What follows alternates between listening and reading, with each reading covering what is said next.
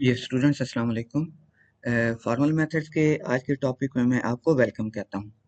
आज हम ऑटोमेटा के मुतालिक बात करेंगे। इससे पहले जो स्टूडेंट्स थ्योरी ऑफ ऑटोमेटा का कोर्स पढ़ चुके हैं उनको इन चीज़ों का पता होगा। ऑटोमेटा क्या होता है?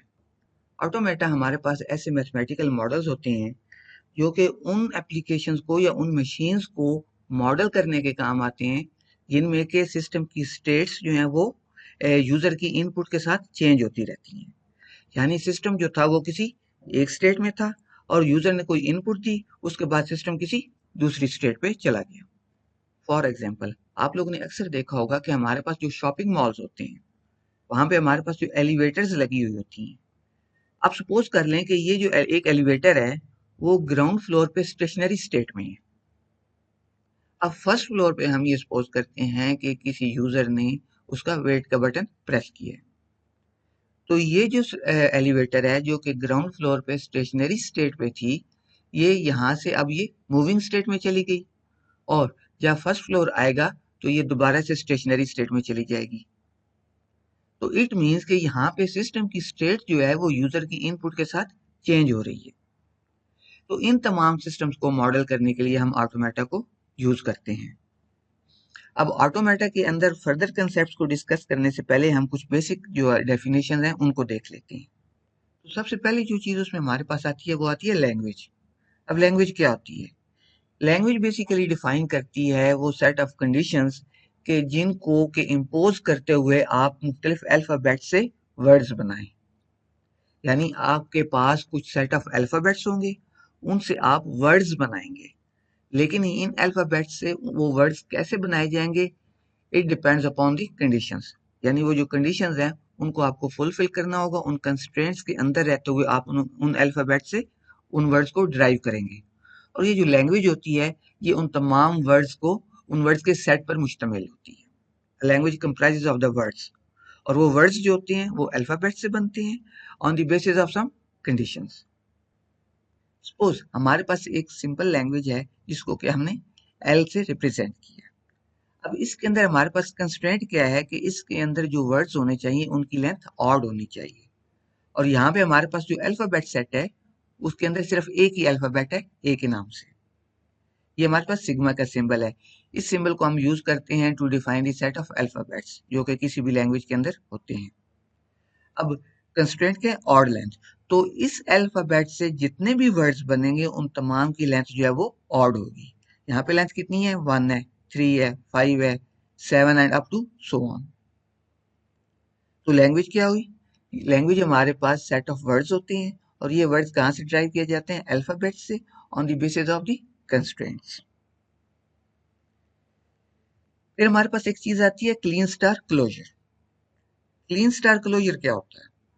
देखिए, जब भी आप अल्फाबेट से वर्ड्स बनाएंगे तो वो जो हमारे पास लैंग्वेज बनेगी जिसके अंदर वो तमाम वर्ड्स मौजूद होंगे उनके अंदर एक नल स्ट्रिंग भी इंक्लूड होगी। इसको हम कहते हैं क्लीन स्टार क्लोजर।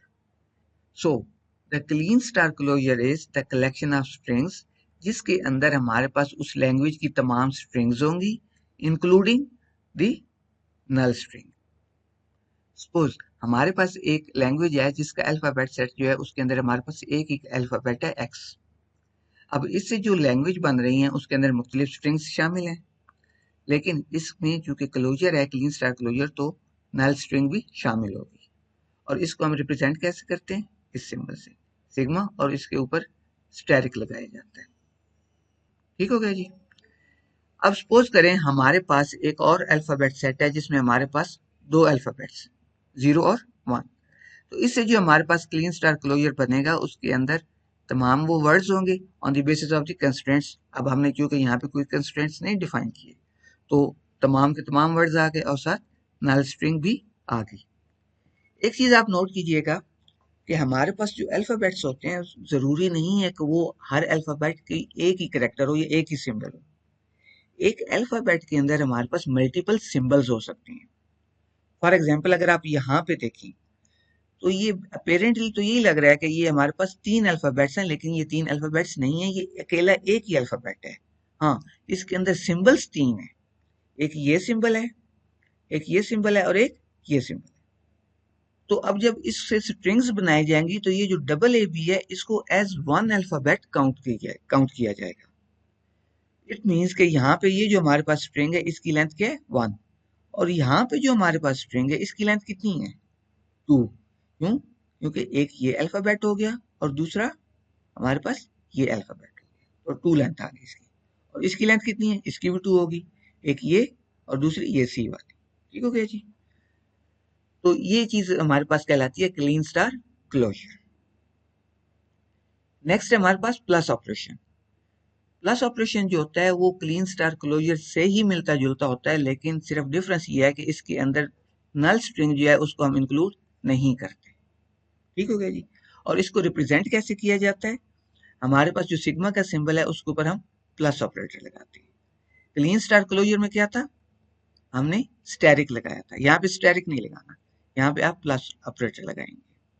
तो सपोज हमारे पास एक अल्फाबेट सेट है 0 और 1 का, तो उससे जो हमने लैंग्वेज डिफाइन की है उसके अंदर हमारे पास मुख्तलिफ वर्ड्स हैं, मुख्तलिफ स्ट्रिंग्स हैं, लेकिन नल स्ट्रिंग शामिल नहीं है। अगर ये क्लीन स्टार क्लोजर होता तो यहाँ पे नल स्ट्रिंग को भी हम शामिल करते हैं। नेक्स्ट हमारे पास कंसेप्ट है रेगुलर एक्सप्रेशन। ये बहुत ही इंपॉर्टेंट कंसेप्ट है। अभी हमने थोड़ी देर पहले बात की कि जो हमारे पास क्लीन स्टार क्लोजर होता है उसको हम कैसे रिप्रेजेंट करते हैं। सपोज हमारे पास एक करेक्टर है ए, तो इसका क्लीन स्टार क्लोजर को हम कैसे रिप्रेजेंट करेंगे? इसके ऊपर एक स्टेरिक, पावर में एक स्टेरिक लगा देंगे। और जो एक हमारे पास फर्ज कर ले कि एक अल्फाबेट है बी, इसका प्लस ऑपरेशन हम कैसे शो करेंगे? प्लस ऑपरेटर, हम इसके पावर में एक प्लस का ऑपरेटर लगा देंगे। तो ये जो ए स्टेरिक या बी प्लस है, ये क्या चीजें हैं? ये बेसिकली रेगुलर एक्सप्रेशन है। क्यों रेगुलर एक्सप्रेशन है? देखिए, जब हमने कहा कि ए स्टेरिक, तो ए स्टेरिक क्या कर रहा है? ये पूरी आपकी एक लैंग्वेज डिफाइन कर रहा है। आपको बता रहा है कि एक लैंग्वेज होगी, उसके अंदर नल स्ट्रिंग होगी, एक सिंगल करेक्टर होगा, मतलब एक वर्ड होगा जिसके अंदर एक ही अल्फाबेट है, फिर उसकी डबल वो रिप्रेजेंटेशन है, triple representation and up to so on. इसी तरह जब हमने बी प्लस की बात की तो ये भी पूरी एक लैंग्वेज को रिप्रेजेंट कर रहा है। तो एस्टेरिक और बी प्लस ये तमाम के तमाम क्या हैं? रेगुलर एक्सप्रेशंस हैं। ठीक हो गया जी। अब यहाँ पे हमारे पास एक लैंग्वेज है L1 और एक लैंग्वेज है L2।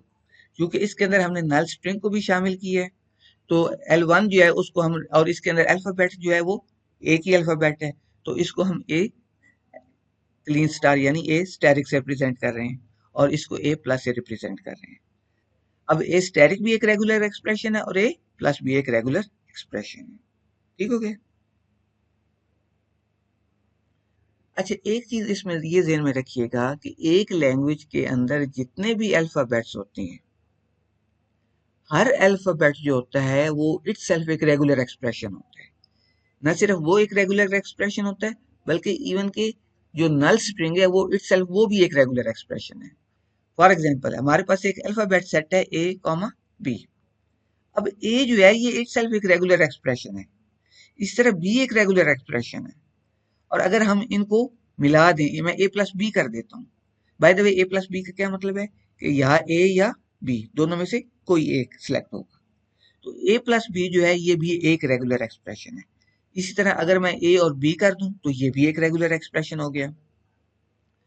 तो सपोज अगर हमारे पास एक रेगुलर एक्सप्रेशन है R1 और R2, तो R1 भी हमारे पास एक रेगुलर एक्सप्रेशन हुआ। अगर हम इनको कंकैटिनेट कर दें तो R1 R2 ये भी हमारे पास एक रेगुलर एक्सप्रेशन बन जाएगा।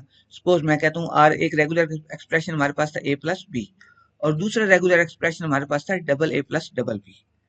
तो जब मैंने इनको कंकैटिनेट किया तो ये हमारे पास क्या बन गया? ए प्लस बी और double A plus double B. ठीक है जी। इसी तरह अगर आप इनको प्लस करें, यानी R1 प्लस R2, ये भी हमारे पास एक रेगुलर एक्सप्रेशन होगा। और अगर इनमें से किसी रेगुलर एक्सप्रेशन का अगर आप क्लीन स्टार ले लें तो वो भी एक रेगुलर एक्सप्रेशन ही बनेगा। तो मुझे उम्मीद है कि इन कंसेप्ट की आपको समझ आ गई होगी। अल्लाह हाफिज।